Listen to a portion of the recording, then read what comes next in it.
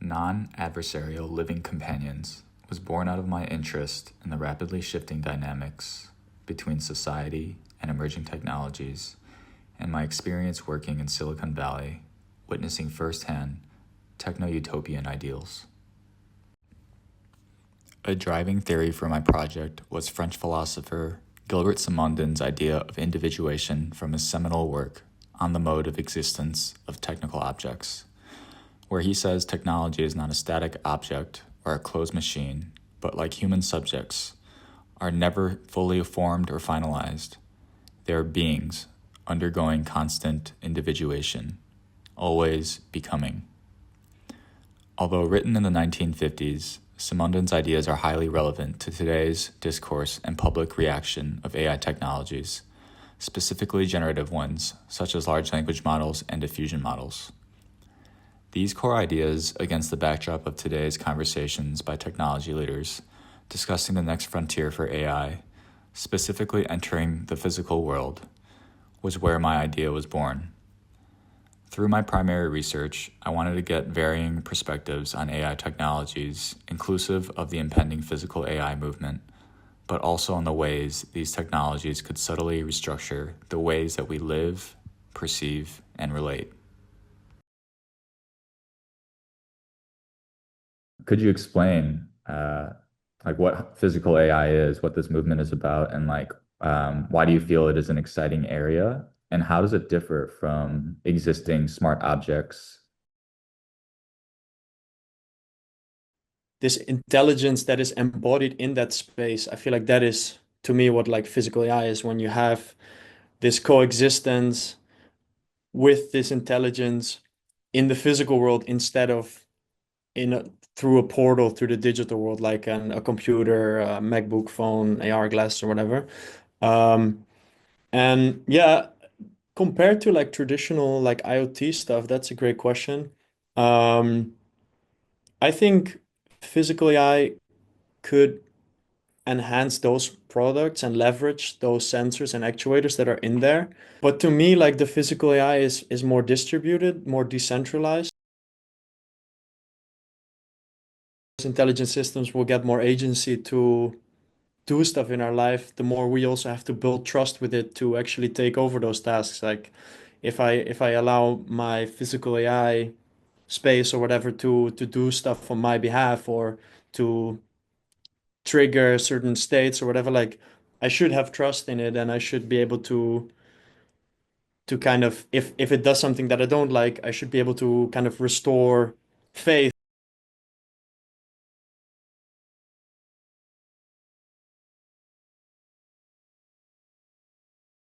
We would probably not get robots that are these generic agents, or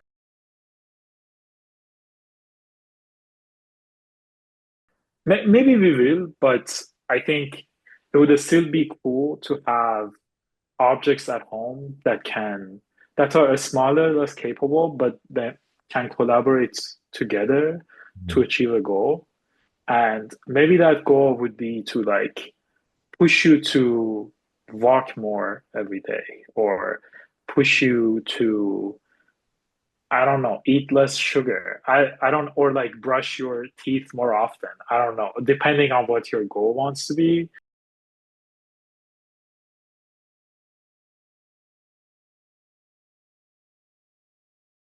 To, instead of like having one big system that's really capable, have like many smaller pieces that are all like a lot less capable, but together kind of become more than the sum of their parts, or like can do just as well as that like big machine that was doing all the work.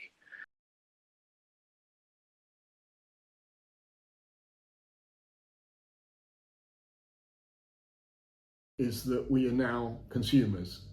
Practically no more garage bands because there aren't any garages, no more small venues because the leases have run out and they're all too expensive. Mm-hmm. So this is all, there's a French philosopher called Lefebvre,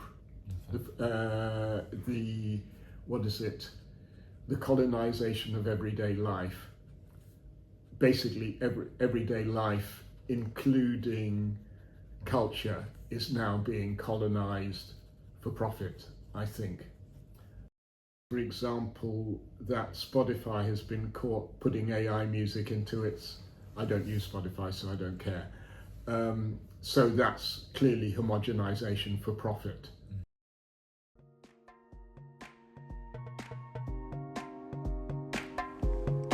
I designed 3 objects that represent my idea and picked typologies that are quite common: a chair, a mirror, and a fan. All these objects have an animate, uncanny quality to them, dynamic in the way they exist in the physical world, and also how they respond to human interaction and behavior.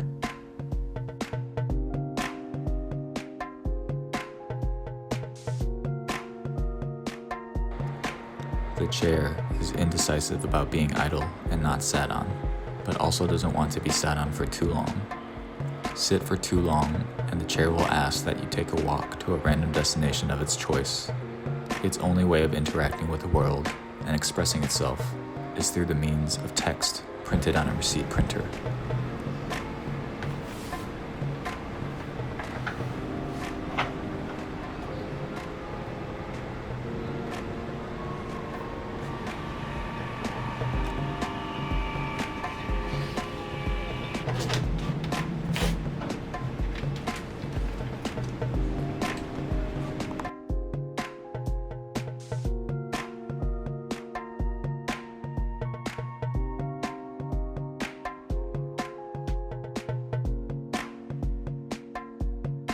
The mirror is very vigilant about how long you stare into it and projects your eyes back at you, getting you to reconsider your vanity.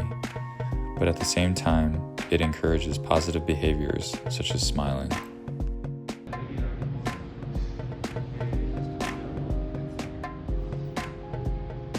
I use ChatGPT quite a lot actually, and it's kind of like my friends.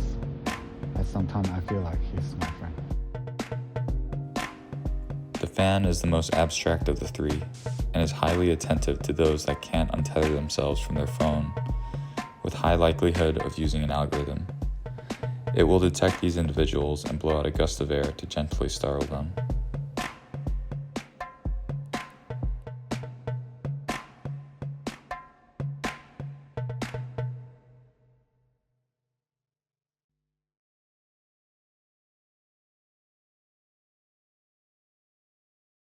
My goal with this project was to speculate about very near futures of how AI systems such as generative AI will start to inhabit our familiar spaces, places, and the objects that exist within. Today, AI is still primarily mediated by screen-based interactions, and its effects on the very way that we live are invisible yet extremely pervasive. My hope was that by designing these objects of intervention, each with its own algorithmic layer and personality, playing with familiarity and the uncanny, the general public could begin to gain more clarity and visualize AI's impact on everyday life through material culture.